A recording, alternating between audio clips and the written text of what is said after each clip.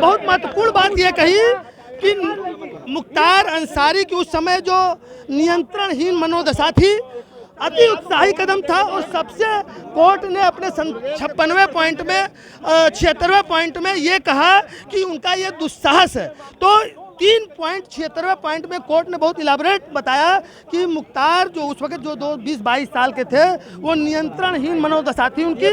जब video conferencing में मुख्तार थे, चेयर पे थे और उनका रिएक्शन क्या था? देखिए, रिएक्शन बहुत निर्गुण भाव का था, सर झुकाए हुए थे। हमको लगता है कि वो उस कैमरे में यहाँ कोर्ट की प्रोसीडिंग को देख रहे थे, तो उसके बाद जब सजा प्रोनाउंस हुई उसी को कंसंट्रेट होकर देख रहे थे। बात इतनी बस उन्होंने कहा, जब ऑनरेबल कोर्ट ने पूछा कि क्या आपको हमारी आवाज़ मिल रही है, तो उन्होंने कहा हमको आवाज़ मिल रही है। उसके बाद ऑनरेबल कोर्ट ने सजा ये जो हमने भी पढ़ के सुनाया उनको सुनाया और उसके बाद कनेक्शन कट हो गया। तो कोई बहुत ज़्यादा उनको के वकील की तरफ से अब क्या कहना था? देखिए, सिन्हा त्रिपाठी जी उस वक्त नहीं थे, उनके जूनियर्स थे। तो सिन्हा त्रिपाठी के का जो सुबह वर्जन आया था वो उन्होंने कुछ बातें कही थी कि ये जो मामला है उस समय तक उनके पास कोई केस नहीं था। जैसे जिस समय सुबह बहस हुई थी कि सजा के क्वांटम पे, उनके वकील ने कहा कि उस समय तक कोई उनकी आपराधिक इतिहास नहीं था, मतलब ये उनका पहला अपराध था, वो ये कहना चाह रहे थे।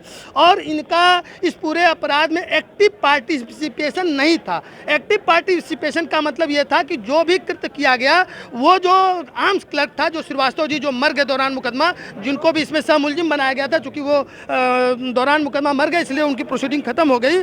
और वो कहे कि कन्विक्शन 303 में जाएगा, मतलब कि ये जो सज़ा यहाँ सुनाई जा रही है वो यहाँ न सुना करके वापस ट्रायल कोर्ट जो गाजीपुर है, चूँकि यहाँ पे प्रिवेंशन ऑफ ये जो भ्रष्टाचार निवारण के तहत चूँकि धाराएँ थी उसके तहत ये मुकदमा चल रहा था, चूँकि उसमें एक्विटल हो गया, लिहाजा ये बैक गाजीपुर ये मुकदमा जाना चाहिए, ये वो कह रहे थे।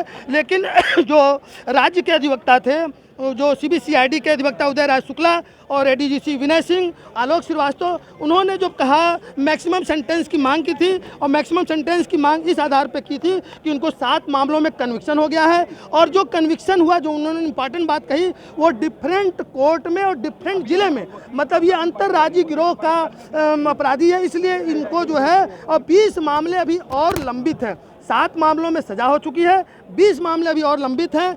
बहुत बड़ा आपराधिक इतिहास है। एक सुप्रीम कोर्ट की नज़ीर भी दी है जिसके तहत इनको मैक्सिमम मतलब सजा सुनानी। जी ये बताइए कि जो धारा के अनुसार आप कारावास बता रहे हैं, हाँ, तो जुर्म के आधार पर बताइए कि कौन से जुर्म के आधार पर उनको सजा हुई है? देखिए, 420 में 7 वर्ष की सजा है। 420 का पूरा मतलब 420 में तो धोखाधड़ी, फ्रॉड जो है उसको इलॉबरेट करने में थोड़ा समय लगेगा, तो इसमें 7 वर्ष की सजा है। 467 मतलब किसी मतलब दस्तावेज का फैब्रिकेशन करना, उसमें आजीवन कारावास है, उसको असल की तरह इस्तेमाल करना। 468 भी उसी लाइट में है। और 30 आर्म्स एक्ट में मतलब कोई इलीगल वेपन्स रखना, मतलब कि जो है उसको, क्योंकि उनका लाइसेंस फर्जी था, तो जो अच्छा, इसमें एक चीज़ और जो इम्पॉर्टेंट बातें कही गई थी, जो उन्होंने कहने का प्रयास किया था कि डिफेंस लॉयर ने, कि जो आर्म्स खरीदे गए थे उनको क्रय करने का कोई साक्ष्य नहीं था। क्रय